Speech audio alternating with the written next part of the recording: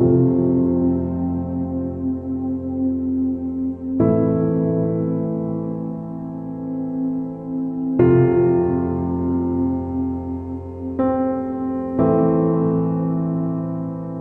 name is Linda.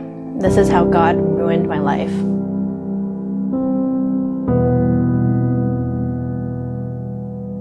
When I started going to school, my parents sent me to a private Christian school, even though they weren't Christian. My dad is Buddhist, and my mom didn't really have any religion.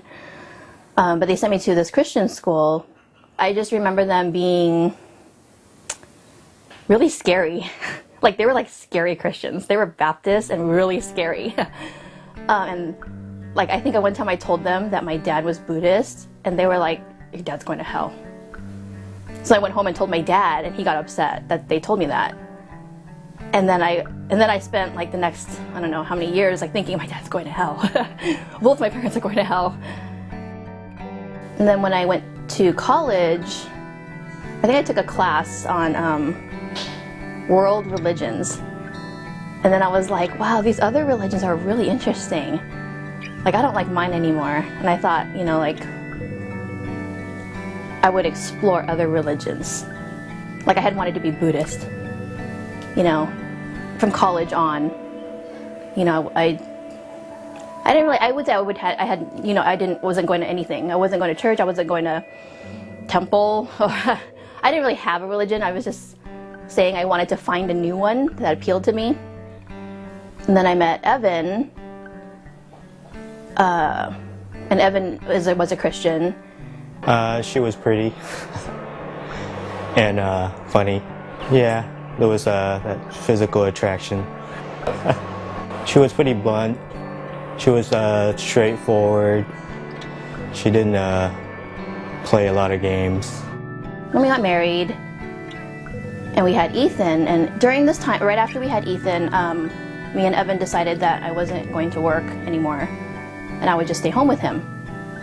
And my plan was that after Ethan started going to school full-time, I would find a job, some you know, whatever job.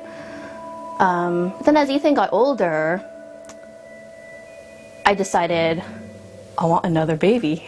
And I would just, you know, put my plans for career, whatever, on hold, and we would just stay in our little house, because if we had another child, we wouldn't have the money to move. So I was like, that's fine. They'll just share a room. I don't care. You know, I just want this baby. So then twice, while we were trying to have this second baby, I lost the two of them. And after that happened, I really didn't talk to anyone. Like, I didn't talk to my friends. I didn't talk to Evan. I was just so sad. So then when the third time I took my test and it said I was pregnant, I didn't tell Evan.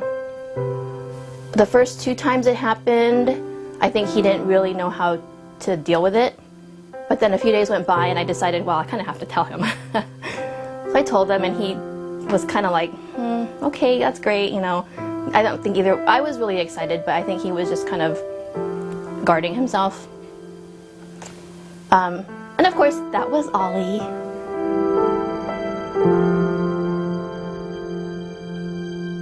He was 3 months old. He was born in March, and it was July 3rd. It was the day before 4th of July. Well, Evan had already been sick for about a week. And we were in Pasadena taking a family photos. And I remember being really sick that day, so we came home. And then I think a day or two after that, Linda started getting sick also. So we both decided to take turn and drive ourselves to the doctor because my car had just broken down. So they admitted me and they said I was really, really sick, and that I needed to go to the ER. And they told me that I couldn't drive myself because I was way too sick, so I had to call someone. I didn't hear from her till later that night when she called and asked me that she needed a ride to the ER. That's the last thing I remember, was waiting in the waiting room at the ER. She had gone into a coma, and they needed to talk to me. they explained to me what had happened to her and that it doesn't look good and she could possibly die within the next, 24, 48 hours.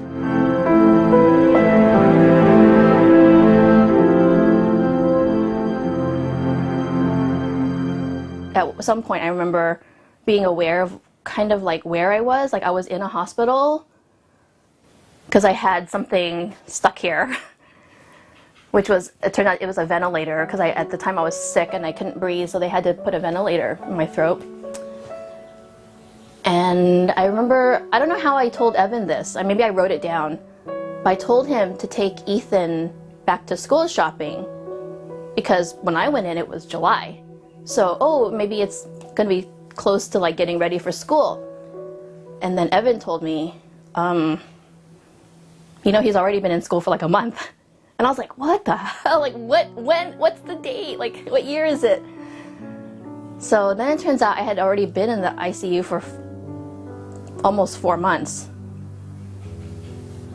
And the doctors came in and were trying to explain to me what had happened, and they said that I probably had the flu, the H1N1 that was going around that year. And because I was just pregnant, my immune system wasn't really working properly. And so even though Evan was sick, he was okay. But I got sick, I didn't have the immunity to fight it off. While I was sick, I don't think I had any blood pressure. So they had to give me some kind of medication to keep my blood pressure up and to keep my brain alive. But as a result, it takes away the circulation from like your extremities. And so when I saw my hands and my feet, they were black. Like the ends of my fingers were just like charcoal bricks, and my feet were like that too. Then the doctors were like, well, we're gonna have to cut off all those parts that had gangrened and died. Evan was really supportive, he was just like, well, we gotta do it. And my mom was telling me not to do it, that God was gonna somehow grow them back. So that was kind of hard because she just kept telling me not to do it. But if I hadn't done it, I obviously would have just died because you can't, leave those on. So I don't think I really realized what was happening because I was still on so many drugs until I woke up from my surgery. And then when I woke up and I just saw like they just ended, like I didn't see the feet poking up anymore, then I just it just hit me that they're gone. Like you can never put them back.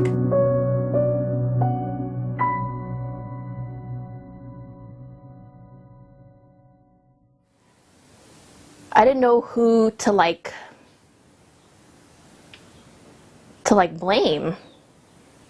You want, when something happens, you want to blame someone or find out why it happened. But there was no reason for it. I remember this one day I was at home and I was really, really, really depressed. And